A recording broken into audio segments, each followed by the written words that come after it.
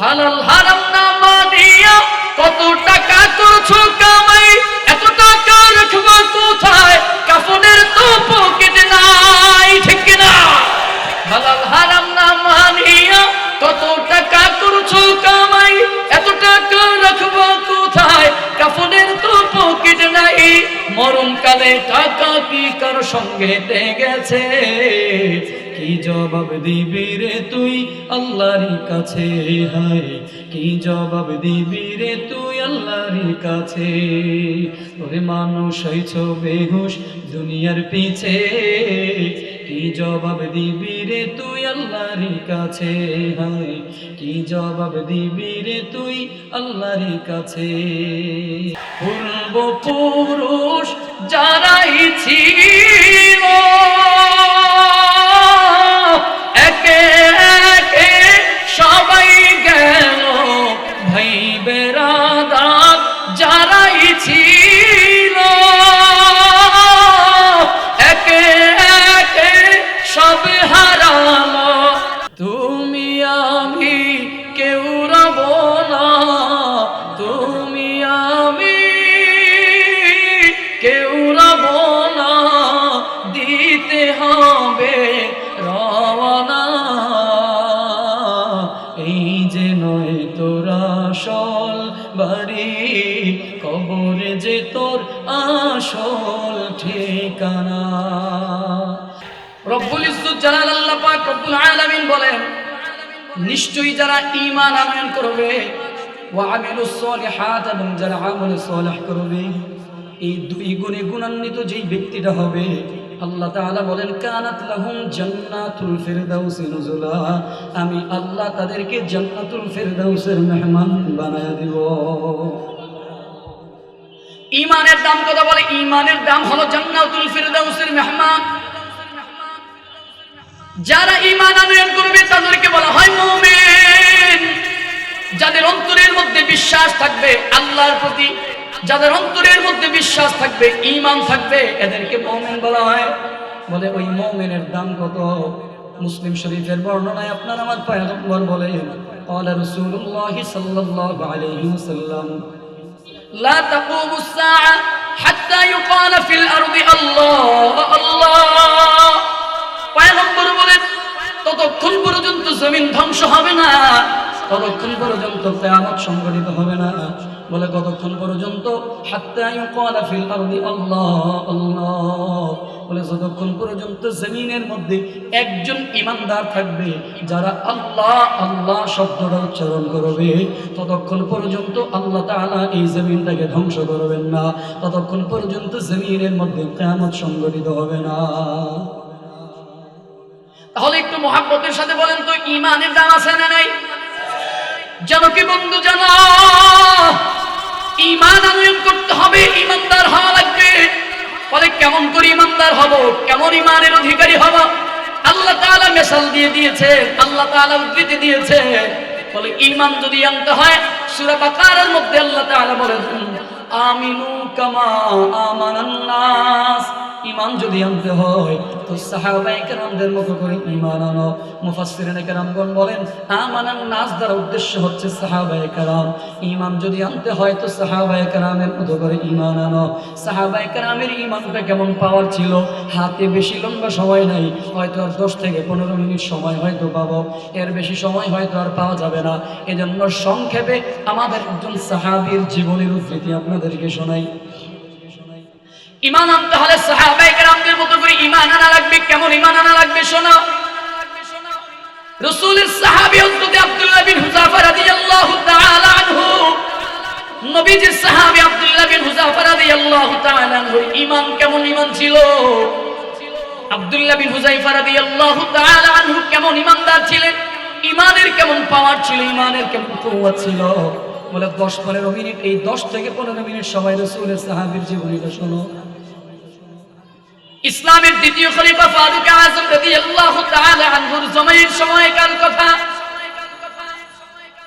ফারুক আযম রাদিয়াল্লাহু তাআলা আনহুর সময়ে, ওই সময় মুসলমানদের সঙ্গে রোম খ্রিস্টানদের সঙ্গে একটা যুদ্ধ হয়েছিল। মুসলমান আর রোম খ্রিস্টানদের সাথে একটা যুদ্ধ হয়। ওই সময়টা রোম সাম্রাজ্য ছিল বড় দামি, ক্ষমতাশীল, পাওয়ারফুল সাম্রাজ্য। ওই সময়টায় দুইটা সাম্রাজ্য ছিল, একটা হলো রোম আর একটা হলো পারস্য। এই দুইটা সাম্রাজ্য বড় ক্ষমতাধর, বড় শক্তিধর রাষ্ট্র ছিল, রাজ্য ছিল। যেমনটা বর্তমান জমিনের মধ্যে আমেরিকা বড় শক্তিধর রাষ্ট্র, যে রাশিয়া যেমন শক্তিধর রাষ্ট্র, আমেরিকা যেমন পাওয়ারফুল রাষ্ট্র। এরা যা মনে চায় তাই করে, তাদেরকে কেউ বাধা দেয় না, দিতেও পারে না। যেমন কিছুদিন পূর্বে এমন এক কাণ্ড ঘটাইল, বলে ওই যে ভেনিজুয়েলার প্রধানমন্ত্রীকে রাতের আধারে ডেল্টা ফোর্স পাঠায় মন মতো সেই স্বাধীন রাষ্ট্রের প্রেসিডেন্টকে উঠায় নিয়ে গেল। ক্ষমতা আছে না? ক্ষমতার অপব্যবহার কেমনে? রাতের আধারে স্বাধীন রাষ্ট্রের প্রেসিডেন্টকে রাতের আধারে উঠায় নিয়ে গেল। তো ক্ষমতা না থাকলে করছে না ক্ষমতা থাকলে করেছে? আমেরিকা যেমন সুপার পাওয়ার ওয়ালা রাষ্ট্র, ওই সময়টার মধ্যে দুইটা সাম্রাজ্য ছিল, একটা হলো রোম আর পারস্য। এই দুইটা সাম্রাজ্য ছিল বড় ক্ষমতাওয়ালা, বড় শক্তিশালী, পাওয়ারফুল। রোম সাম্রাজ্যের প্রেসিডেন্টের নাম হলো হেরাক্লিয়াস। হেরাক্লিয়াস তখন মুসলমানদের ঈমানের ব্যাপারে বড় প্রশংসা শুনলো। বলে ঈমানের কেমন প্রশংসা শুনলো? বলে মুসলমানের দুনিয়ার সব কিছু বিলীন করে দিতে পারে, মাগার ঈমান কোনদিন তারা বিলীন করে না। ওই সময় যখন যুদ্ধ সংগঠিত হলো, তখন রোমের বাদশা হেরাক্লিয়াস সৈন্যদেরকে বলল, শোনো, আমার কাছে সৈন্য নিয়ে আসবা, মুসলমান সৈন্যদেরকে আমার কাছে জীবিত নিয়ে আসবা, আমি তাদেরকে একটু পরীক্ষা করে দেখতে চাই, পরীক্ষা করে দেখবো, আমার কাছে জিন্দা নিয়ে আসবা। সংক্ষেপে বলছি, যুদ্ধ সংগঠিত সময়কার সময়ে মুসলমান কয়েকজন, কিছু মুসলমান সৈন্য খ্রিস্টান সৈন্যদের হাতে আটক হয়ে গেল। আর ওই সৈন্যদের মাঝে ছিলেন হযরত আব্দুল্লাহ বিন হুযাফা রাদিয়াল্লাহু তাআলা আনহু। তিনাকে যখন আটক করা হলো, ওই সৈন্যদের মধ্যখান থেকে আব্দুল্লাহ বিন হুযাফাকে চয়েস করা হলো পরীক্ষা দেওয়ার জন্য। আব্দুল্লাহ বিন হুযাফা রাদিয়াল্লাহু তাআলা আনহুকে বাদশার দরবারে নিয়ে যাওয়া হয়। ফলে বাদশার দরবারে নিয়ে যাওয়ার সময় বাদশা কৌশল করে একটা গেট তৈরি করলো, আব্দুল্লাহ বিন হুযাফার জন্য একটা গেট নির্মাণ করলো। বলে কেন? পরীক্ষা করার জন্য। গেটটা কেমন করে তৈরি করলো? একটু নিচু করে, চিকন করে, সুরঙ্গ করে, রাউন্ড করে একটা গেট তৈরি করলো। মানে কেউ যদি এই গেট দিয়ে ঢুকতে চায়, প্রবেশ করতে চায়, তো সে যেন মাথা নত করে, মাথাটা নিচু করে তারপর গেট দিয়ে প্রবেশ করতে হয়। ঠিক যেই কাজ সেই চিন্তা, যেমন চিন্তা তেমন কাজ। আব্দুল্লাহ বিন হুযাফা রাদিয়াল্লাহু তাআলা আনহুকে রাজপ্রাসাদে নিয়ে যাওয়ার জন্য ওই গেটের সামনে যখন নিয়ে যাওয়া হয়, সৈন্যরা মাথা নত করে গেট দিয়ে প্রবেশ করলো। কিন্তু আব্দুল্লাহ বিন হুযাফা চিন্তা করে, না না, এই বাদশার সামনে আমি আমার মাথাটাকে নত করতে পারবো না, আমি মাথা নত করে তারপরে বাদশার সামনে যাব না, যাওয়া যাবে না। কি করা যায়, কি করবো? চিন্তা করলেন তাৎক্ষণিকভাবে। সবাই তো মাথা আগে দিয়া, সামনের দিকে মাথা দিয়ে তারপরে প্রবেশ করে, কিন্তু আমি সামনে মাথা দিব না, আমি আমার মাথাটাকে পিছন দিকে দিব। তার মানে তিনি বুঝাইতে চাইলেন সবাই আগে মাথা দিয়ে ভিতরে প্রবেশ করে, কিন্তু আমি আগে মাথা না, আগে পা দিব, তারপর পিছনে মাথা দিব। আব্দুল্লাহ বিন হুযাফা রাদিয়াল্লাহু তাআলা আনহু তিনি আগে পা দিলেন, পিছন দিক দিয়ে মাথা দিয়া, তারপর রাজপ্রাসাদে ঢুকায়া বুঝাইয়া দিলেন, ও হেরাক্লিয়াস শোনো, দুনিয়ার সব মানুষ তোমার কাছে মাথা নত করলেও আমি আব্দুল্লাহ বিন হুযাফা তোমার কাছে মাথা নত করব না। আমার কাছে তোমার পাওয়ার আর ক্ষমতা জিরো। বুঝাইয়া দিলেন একজন ইমানদারের কাছে আল্লাহ ব্যতীত আর কারো ভয় তার অন্তরে। ইমানদারের কাছে ভয় শুধু আল্লাহ, আল্লাহ ব্যতীত কাউকে ভয় পায় না, আল্লাহ ব্যতীত কারো কাছে মাথা নত করতে জানে না। সৈন্য যারা ছিল এরা তো বড় ক্ষিপ্ত হয়ে যায়, এরা তো বড় পাগল হয়ে যায়, রক্ত গরম হয়ে গেল। আমাদের বাদশাকে তুমি বৃদ্ধাঙ্গুলি দেখাইছো, এত বড় দুঃসাহস, আমাদের বাদশাকে বৃদ্ধাঙ্গুলি দেখাও, এত বড় দুঃসাহস তোমাকে কে দিল? আব্দুল্লাহ বিন হুযাফা ভিতরে প্রবেশ করার পরে একটা চেয়ার খালি দেখলেন রাজপ্রাসাদের মধ্যে, বাদশার পাশে একটা চেয়ার খালি দেখা বিনা পারমিশনে সেই চেয়ারের মধ্যে বসে গেল। বাদশার পাশেই বসা ছিল বাদশার ভাই, তলোয়ার বের করে ফেলছে। এত বড় দুঃসাহস, পারমিশন ব্যতীত বাদশার সাথে বেয়াদবি করো, পারমিশন ব্যতীত তুমি বাদশার পাশে চেয়ারের মধ্যে বইসা গেলা, এত বড় দুঃসাহস তোমাকে কে দিল, কোত্থেকে পাইলা? বাদশা বলেন, ধৈর্য ধারণ করো, ক্ষমতা তো এখনই দেখো নাই, মজার ব্যাপারটা তো এখনই ঘটবে না, একটু ধৈর্য ধারণ করো, পরীক্ষা করার জন্য নিয়ে আসলাম, পরীক্ষা করতে দাও। এবার ওই রোম সাম্রাজ্যের প্রেসিডেন্ট হেরাক্লিয়াস আব্দুল্লাহ বিন হুযাফাকে ডাক দিয়ে বলে, আব্দুল্লাহ, তোমাকে এই জায়গায় কেন নিয়ে আসলাম জানো? বলে, না না জানি না। বলে, তোমাকে নিয়ে আসলাম একটা উদ্দেশ্য আছে। ওই উদ্দেশ্যটা হলো, ও আব্দুল্লাহ শোনো, আমার একটা কন্যা সন্তান আছে, আমার একটা মেয়ে আছে, বড় সুন্দরী, বড় সুশ্রী, বড় চমৎকার দেখতে। আমার এই মেয়েটাকে তোমার কাছে বিবাহ দিতে চাই, তবে বিনিময় শর্ত আছে একটা। কি শর্ত? বলে, আমার মেয়েটাকে বিবাহ করার জন্য তোমাকে ইসলাম ধর্ম ত্যাগ করে খ্রিস্টান ধর্ম গ্রহণ করা লাগবে। একটু মহাব্বতের সাথে মনোযোগ দিয়ে এই কথাটা শোনেন। জানো কি বন্ধু, জানো তোমার আমার পয়গম্বরের সাহাবী আব্দুল্লাহ বিন হুযাফা তখন কি জবাব দিয়েছিল? আব্দুল্লাহ বিন হুযাফা বলে, ইয়া কালবার রূম, হে রোমের কুত্তা। আল্লাহু আকবার বলেন না। আব্দুল্লাহ বিন হুযাফা ডাক দিয়ে বলেন, ইয়া কালবার রূম, হে রোমের কুকুর শোনো, তুমি শুধুমাত্র তোমার একটা কন্যা সন্তান আমার পায়ের মধ্যে যদি আইনা ঢাইলা দাও, এর বিনিময়ে যদি ঈমান খুঁজো, আল্লাহর কসম শুনো, শুধুমাত্র একটা কন্যা সন্তান কেন, আমার সামনে যদি গোটা পৃথিবীর সব কন্যা সন্তানগুলোকে আইনা ঢাইলা দাও, বিনিময়ে যদি বলো ঈমান ছাড়তে হবে, আল্লাহর কসম করে বলে যাই, গোটা দুনিয়ার সব মেয়েদেরকে লাথি মারতে পারবো, মাগার ঈমান কোনোদিন ছাড়বো না। আব্দুল্লাহ বিন হুযাফাকে এবার বাদশা বলে, ও আব্দুল্লাহ, একটা মজার ব্যাপার আছে। বলে, একটা মজার ব্যাপার আছে। কি মজার ব্যাপার? বলে, মজার ব্যাপার হলো, আমার আর কোনো সন্তান নাই, একটা মাত্র সন্তান। আমার আর কোনো ছেলেও নাই, আর কোনো মেয়েও নাই, একটাই মাত্র কন্যা সন্তান। আমার এই মেয়েটাকে যদি তুমি এখন বিবাহ করো, এই যে রোম সাম্রাজ্য দেখতে পাও, এই রোম সম্রাটের অর্ধেক আমি তোমার নামে লিখে দিব, আর বাকি রাজত্ব আমার মৃত্যুর পরে অটোমেটিক তুমি পেয়ে যাইবা। তার মানে তুমি যদি আমার মেয়েটাকে বিবাহ করো, একে তো সুন্দরী মেয়ে পাইবা, আর এক তুমি এই রোম সাম্রাজ্যের ক্ষমতা পাইবা, বাদশা হয়ে যাইবা। তবে বিনিময় শর্ত হলো ঈমান ছেড়ে দিতে হবে, মুসলমান ধর্ম থেকে ত্যাগ হওয়া লাগবে। জানো কি বন্ধু, জানো আব্দুল্লাহ বিন হুযাফা জবাব দিলেন, শোনো, শুধুমাত্র একটা কন্যা সন্তান কেন, গোটা দুনিয়ার কন্যাগুলোকে এনে যদি আমার পায়ের মধ্যে ঢাইলা দাও, শুধুমাত্র রোম সাম্রাজ্যের ক্ষমতা কেন, গোটা পৃথিবীর সব ক্ষমতাই না যদি আমি আব্দুল্লাহর পায়ের মধ্যে ঢাইলা দাও, আল্লাহর কসম সব ক্ষমতাকে লাথি মারবো, মাগার ঈমান কোনোদিন ছাড়ব না। বাদশা হেরাক্লিয়াস বলে, আব্দুল্লাহকে যেহেতু লোভ দেখায় কন্ট্রোল করতে পারলাম না।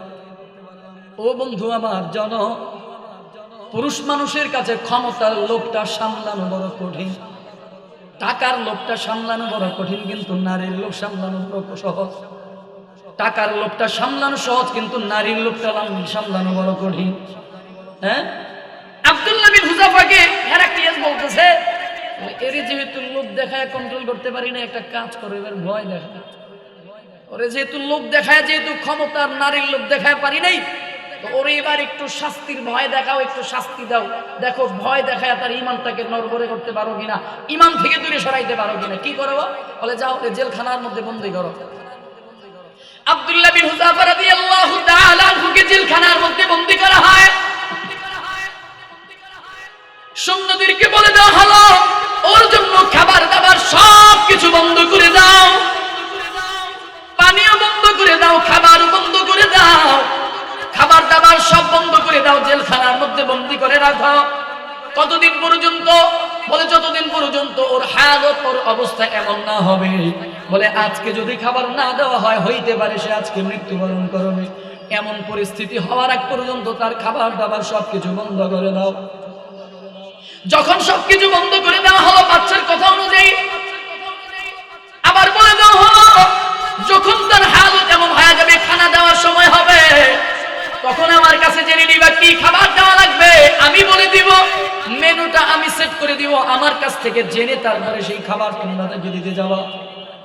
একজন হাকিম রেখে দেওয়া হলো তাকে পরীক্ষা করার জন্য, টেস্ট করার জন্য। প্রতিদিন চেক করে আব্দুল্লাহ বিন হুযাফার অবস্থা কেমন হলো, আব্দুল্লাহ বিন হুযাফার অবস্থা কেমন। একদিন চেক করার পরে দীর্ঘ একদিন পর যখন চেক করে দেখলো আব্দুল্লাহ বিন হুযাফার এমন অবস্থা হয়ে গেল, যদি খানা না দেওয়া হয় সে দুনিয়া থেকে মৃত্যুবরণ করবে, মরে যাবে। হাকিম গিয়ে এবার বাদশাকে বলে, বাদশা এমন অবস্থা হয়ে গেল, এবার খানা দেওয়া লাগবে, কি খানা দিব এবার বলে। বাদশা বলেন, সে যেহেতু মুসলমান, ওদের ধর্মে শুকরের গোশত খাওয়া হারাম, ওদের ধর্মে মদের পানিটা পান করা হারাম। যাও দেখো এই কঠিন মুহূর্তে তাকে শুকরের গোশত আর মদের পানি দিয়ে তার ঈমানটাকে দুর্বল করতে পারো কিনা। যেই কথা সেই কাজ, তার সামনে নিয়ে প্রেজেন্ট করা হলো শুকরের গোশত আর মদের পানি। বলা হয় আব্দুল্লাহ নাও নাও, দীর্ঘদিন পর্যন্ত খাবার খাওয়া নাই, এই নাও তোমার জন্য খাবার নিয়ে আসা হলো। এই যে খাবারটা দেখতেছো, এই গোশতটা হলো শুকরের গোশত, এই পানিটা হলো মদের পানি। এই খাবারটা খেয়ে তুমি তোমার জীবনটাকে বাঁচাও। জানো কি বন্ধু, জানো আব্দুল্লাহ বিন হুযায়ফা কি করেছিল জানো? আব্দুল্লাহ বিন হুযায়ফা রাদিয়াল্লাহু তাআলা আনহু লাঠি দিয়ে খাবারটাকে দূরে সরাইয়া ডাক দিয়া বলে, ওরে বেঈমানের দল, তোমরা মনে করেছো এই কঠিন মুহূর্তে আমি এই হারাম খাদ্য পেটের মধ্যে ঢুকাবো? আল্লাহর কসম, প্রয়োজনে খাবার না খাইতে খাইতে শাহাদাতের সুধা পান করব, কিন্তু তারপরেও কোনোদিন এই পেটের মধ্যে হারাম ঢুকাবো না।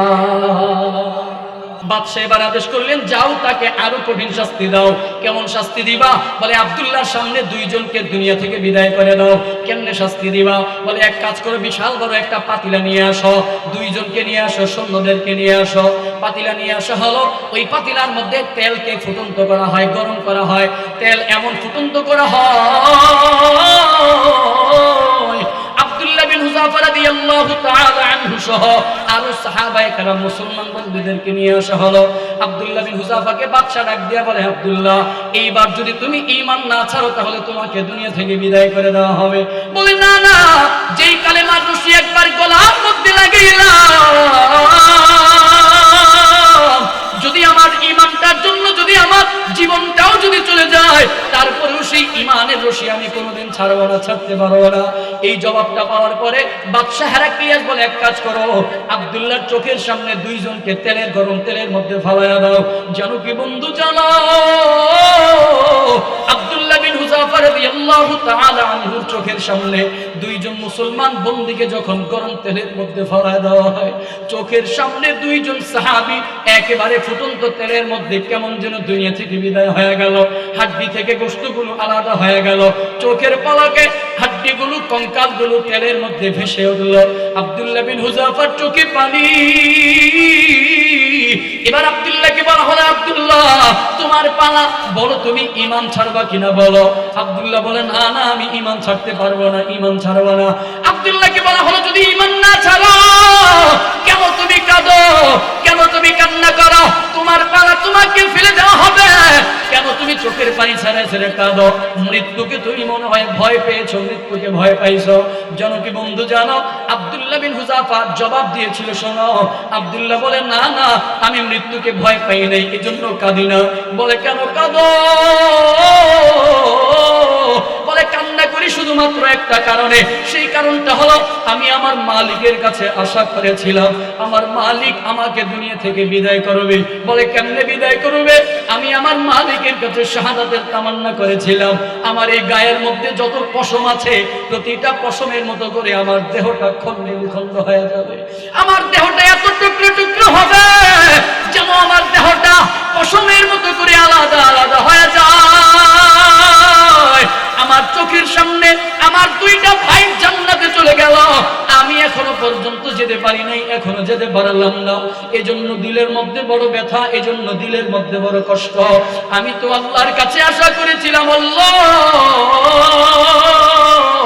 আমার মাওলা যদি আমাকে এতগুলো জীবন দিত, বলে আমার গায়ের মধ্যে যত পরিমাণে পশম আছে, এতগুলো পশমের পরিমাণ যদি জীবন হায়াত যদি আল্লাহ আমাকে দিত, প্রতিটা জীবন আমি আল্লাহর জন্য কুরবানি করে দিতাম।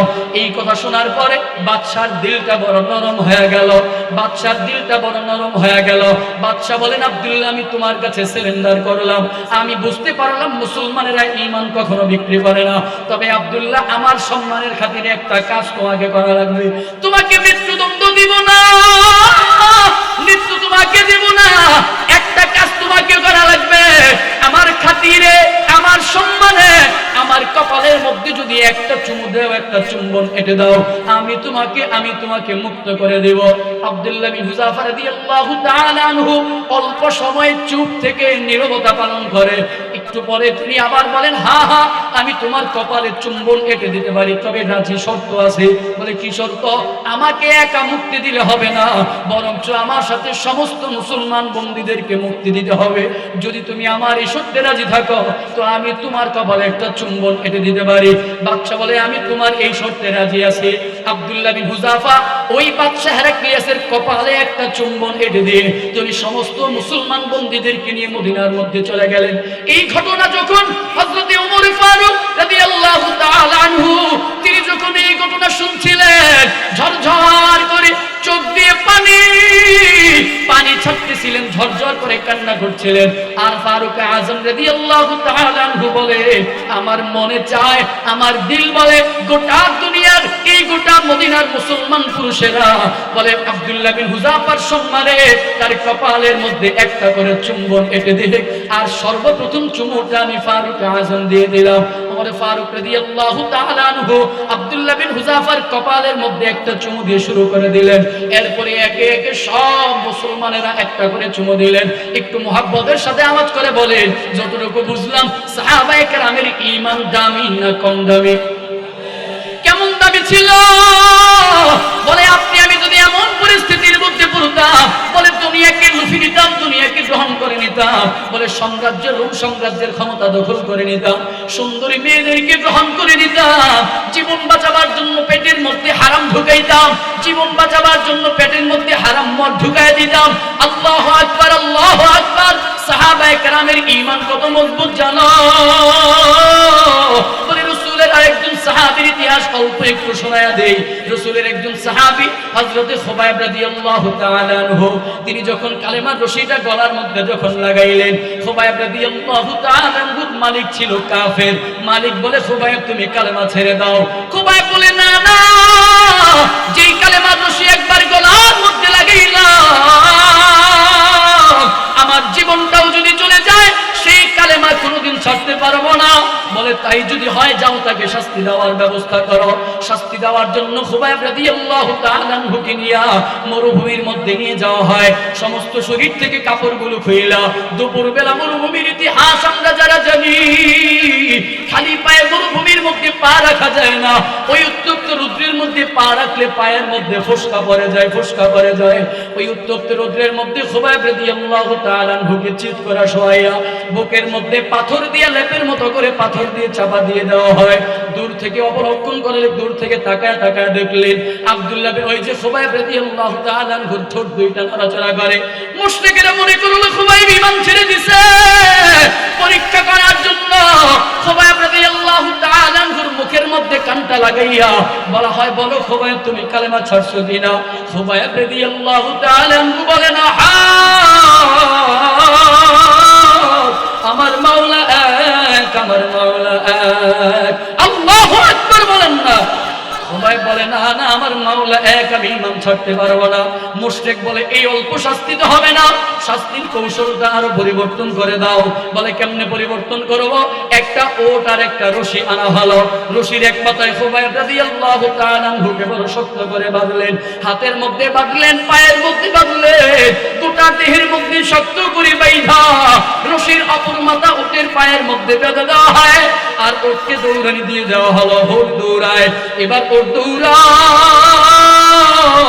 ও দক্ষিণ মরুভূমির মুসলমানেরা, একটু ওই জায়গাটাই তুমি আমি নিজেকে একটু দাঁড় করাইয়া দেখাও। ও কোটিপতি মুসলমানেরা, ও 10 তলা 12 তলা 10 তলা 12 তলা বিল্ডিং এর মালিকেরা, ওই জায়গাটার মধ্যে নিজেকে একটু দাঁড় করাইয়া দেখাও। দুপুরবেলা উঠ উড়ায় আর খুবাইব রাদিয়াল্লাহু তাআলা আনহু পিছন দিক দিয়ে হাসরায়। একবার ডান দিকে আসার খায়া পড়ে, আবার বাম দিকে আসার খায়া পড়ে। উঁচা নিচা জায়গার মধ্যে পুরো সমস্ত শরীরটা ফাইটা যায়। রক্তে দেহটা রঞ্জিত হয়ে গেল, রক্তে দেহটা লাল হয়ে গেল। খুবাইব রাদিয়াল্লাহু তাআলা আনহুর জবানটা তারপরেও বন্ধ হয় না। মুশরিকরা মনে করলো খুবাইব মনে হয় ঈমান ছেড়ে দিছে, কালেমা ছেড়ে দিছে।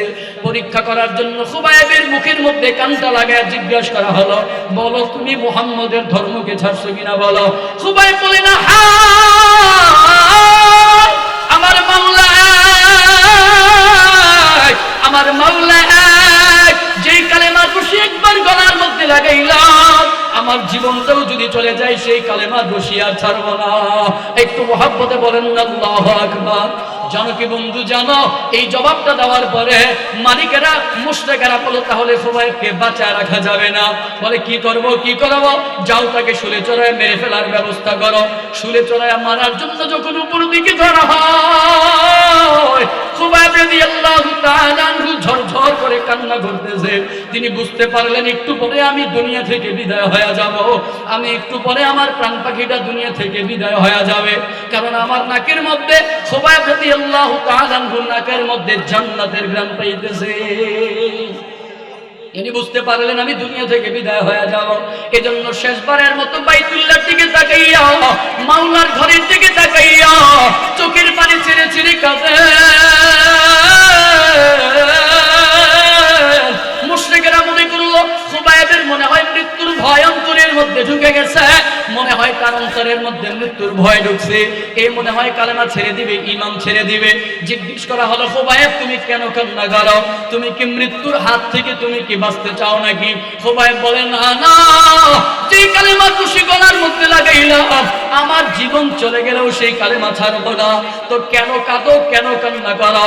বলে কান্না করি শুধুমাত্র কারণ হলো আমি জানি একটু পরে দুনিয়া থেকে বিদায় হয়ে যাব। শেষবারের মতো আমি আমার মাওলার ঘর, শেষবারের মতো আমি আমার মালিকের ঘর কাবার দিকে তাকায়া তাকাইয়া আমি আমার দিলটাকে জিজ্ঞাসা করি আর মালিককে বলি, আল্লাহ কেন তুমি আমাকে একটা জীবন দিলা? কেন একটা জীবন দিলা? যদি আমাকে 1000টা জীবন দিতা, যদি আমাকে 1000টাও জীবন দিতা, ওই 1000টা জীবন আমি তোমার জন্য কোরবানি করে দিতাম। আর আমি আমার মাওলার ঘরটাকে শেষবারের মতো তাকায়া তাকায়া দেখে মুশরিকেরা বলে না না, তাকে কালেমা কই বাইতুল্লাহর দিকে তাকায়া থাকতে দেওয়া হবে না। পাথর আর ঢিল মেরে খুবাইব রাদিয়াল্লাহু তাআলা আনহুর চেহারাটাকে ফিরিয়ে দেওয়া হয়। খুবাইব রাদিয়াল্লাহু তাআলা আনহু বলেন, শুনো আমি খুবাইবের চেহারাটাকে না তোমরা পাথর মেরে ঢিল মেরে ঘুরাইয়া দিলা, কিন্তু যেই খুবাইব তার মালিকের জন্য জীবন দিতে চলতেছে, ওই খুবাইবের অন্তরটা তো আর কোনোদিন ফিরাইতে পারবে না। আল্লাহু আকবার বলেন না। এজন্য আমিনু কামা আমানান নাস, ঈমান যদি আনতে হয় সাহাবায়ে কেরামের মতো করে ঈমান আনো।